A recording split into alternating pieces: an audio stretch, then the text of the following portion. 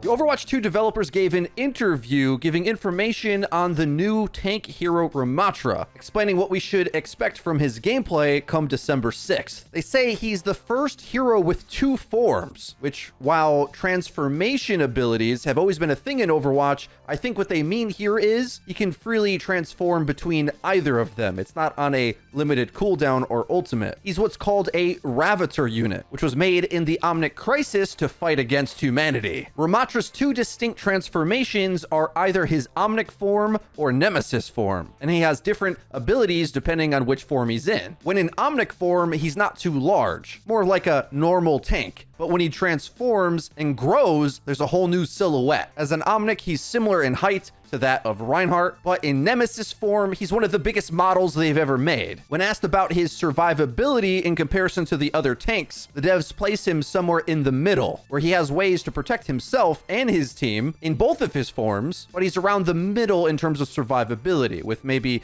Orisa being the top pick for the most self-survivable tank. More specific now, in his Omnic form, he has a staff that shoots projectiles in a stream. The devs say in his Omnic form, it's really about the skill factor that they're testing. With your staff, there's a lot of poking and decision making on when to switch into Nemesis and go throw some bows. So they say when they're turning the corner or when they start rushing down the enemy team, that's an important decision to make. It's kind of cool here how they describe how the character's lore informs the gameplay immersion. As you can see, he like switches between more of a, let's say, noble, thoughtful character and then goes ham when he's in Nemesis form. So they explained it here. So at first, he doesn't seem too dangerous. He has a staff and he's sort of reserved. As the battle progresses, things get harder, just like they got harder in Ramattra's life. And you start feeling the anger in him that the fury beneath his words boiled up. You can hear the voice when it comes through to the point where he goes into Nemesis form. He lets the enemy players know he's coming for them. This kind of reminds me of Winston going into Primal Rage, but you can kind of get the sense of the differences between the motivations of why those characters do that. What's even more frightening is his ultimate, but the transformation between the 2 forms normally is about the transition between pulling back and pushing forward. Then they went on to talk about his Nemesis form, where he transforms into the larger tank and is more menacing and punches the enemy, hopefully not with a Doomfist one-shot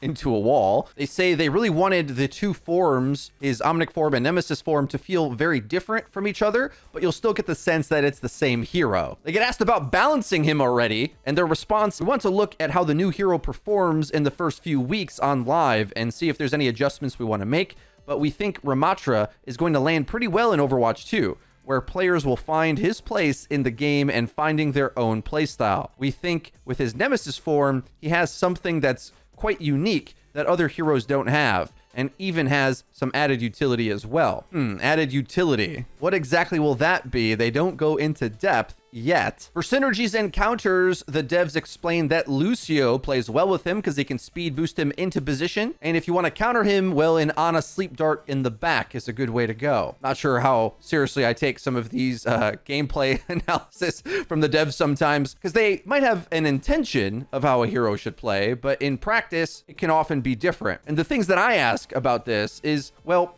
do we already have heroes that rush in well? And at least at the moment, I'm struggling to see what does Ramattra add that Reinhardt doesn't. It's like Ryan is going to be able to shield your team, get in, rush in with Lucio's speed boost, and carve everybody up. How is a punch any different than a Reinhammer? And what's the benefit of being able to poke a bit and rush in a bit? Well, it might be if he's OP at either or both. So we have to know the numbers for these things. Whereas it's a little bit more obvious to analyze a character like Junker Queen, who is all in on one playstyle. And if you execute that and don't get countered, I think Junker Queen is outrageous. But after the nerfs, a weaker pick right now. I've got a lot more to say about the balance of the game. We'll save that for future videos. They did cover a couple other subjects in this article that we'll just tack in at the end here. They say that they're monitoring queue times, and while adding yet another tank might damage queue times a bit, they seem to admit, because everybody wants to play the new hero, and tank queues already were the worst, seeing as there's only one of them and it's quite a popular role now based on how they've been designed. They say in this interview, and of course Aaron Keller has has said the same, that they're looking to catch up on support heroes a bit. I'm curious if they'll ever commit to saying that the very next hero will be a support. It kind of seems like they're implying that. But remember, there will be a gap from season 2 to 4 that we won't have a new hero. So that season in between, season 3, will be without a new hero. They say this about supports. We're going to keep creating new supports where they're going to have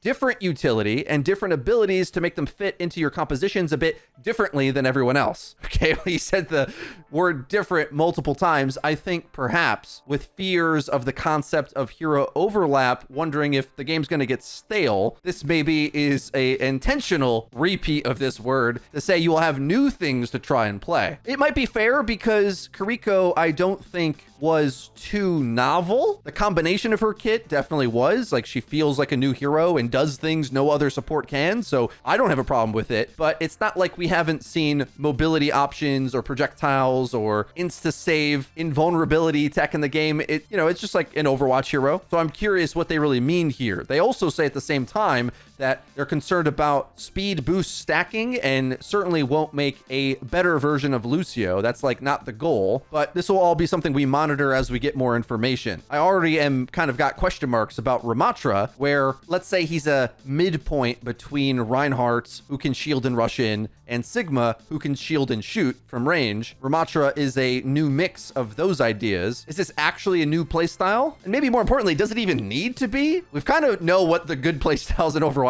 are. So I've come to terms with that we're not going to reinvent the wheel here, and I think it's actually better that they don't, but just something to monitor. In general, talking about new heroes, they said there's definitely a chance to do a new DPS melee hero. I think it's part of what makes Overwatch great is that we don't just do guns all the time, is what they said. There's actually also a funny voice line if you pick all characters that don't have a gun. It's like if you have Hanzo, Reinhardt, and a bunch of other non-firearm based characters, they'll make a comment about it. One of the cute things about Overwatch 2. I think a lot of players get nervous when a melee DPS hero is being floated, seeing as they had to move Doomfist to the tank category for a reason, but they state here that they're doing a variety of things to achieve different fantasies. We have Mercy in our game, who is quite different with her Cadis' staff. So I think we want to continue to explore things like that with our hero releases. So specifically, maybe the new upcoming support down the line, they keep hinting that they want to make more Mercy-like heroes. It's one of the things that Jeff Goodman said in an interview when he was still lead hero designer. And I have to admit, after so many high skill ceiling heroes being added to Overwatch 2 already, the balance in the roster of options for more positioning, supportive, ability-based heroes is kind of looking